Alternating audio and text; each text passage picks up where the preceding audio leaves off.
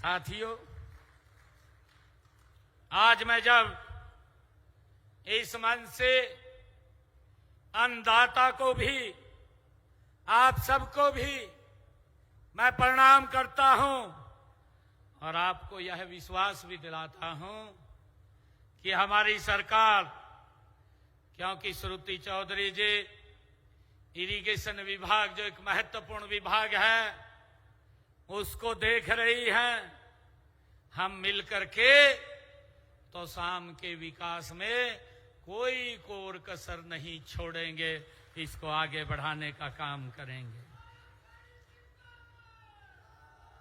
साथियों,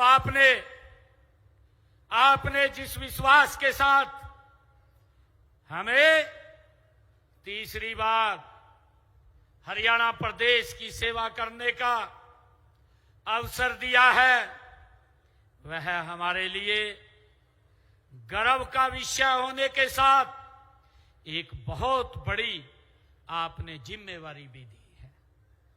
साथियों, यह जनादेश हमें याद दिलाता है कि हम अधिक समर्पण के साथ, गति से हमें काम करना है और हमें उस वायदे को पूरा करना है जो हमने आपसे किया था।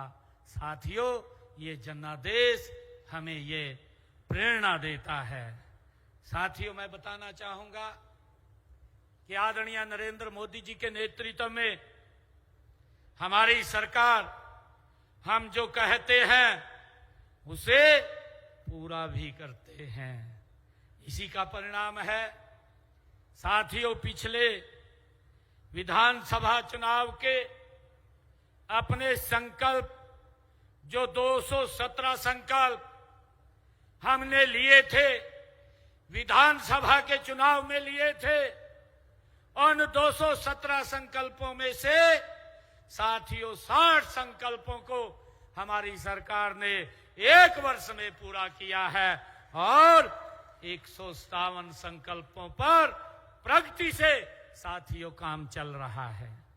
साथियों, आज अगर हरियाणा विकास के नए कीर्तिमान स्थापित कर रहा है, इसके पीछे देश के यशस्वी प्रधानमंत्री आदरणीय नरेंद्र मोदी जी की दूरदर्शी, उनका मार्गदर्शन, विकसित भारत का संकल्प 2047 माननीय प्रधानमंत्री जी ने देशवासियों के सामने जो रखा है, वह केवल एक लक्ष्य नहीं है बल्कि एक जन आंदोलन है।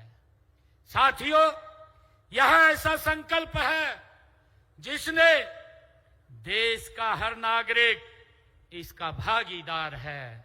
हम सब मिलकर विकसित हरियाणा के माध्यम से विकसित भारत के सपने को, संकल्प को साकार करने का हम आपके आशीर्वाद से, गति से काम करेंगे।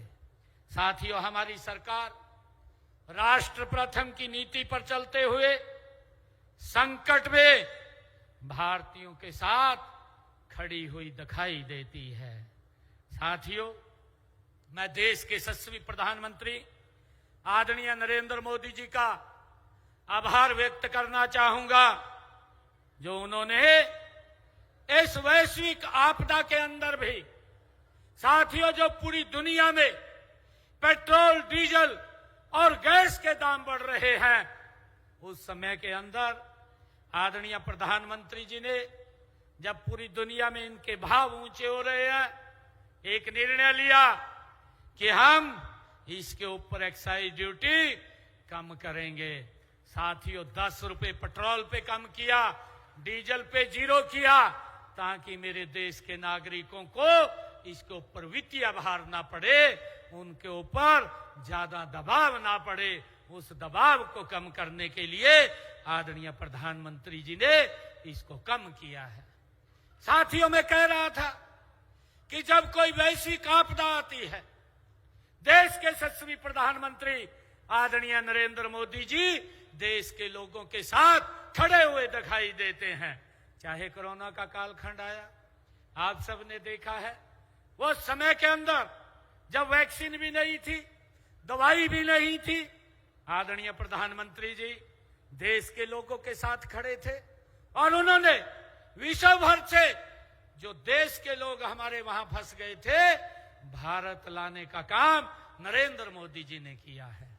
साथियों, चाहे अफगानिस्तान के अंदर वहां का जो युद्ध हुआ है, उस युद्ध के समय में भी आदरणीय प्रधानमंत्री जी ने भारतीयों को सुरक्षित भारत लाने का काम नरेंद्र मोदी जी ने किया है। और जब अब मिडिल ईस्ट के अंदर इतना बड़ा युद्ध चल रहा है, उस समय के अंदर भी भारतीयों को बाहर से लाने का काम सुरक्षित नरेंद्र मोदी जी कर रहे हैं। साथियों, हमें उनके ऊपर गर्व है।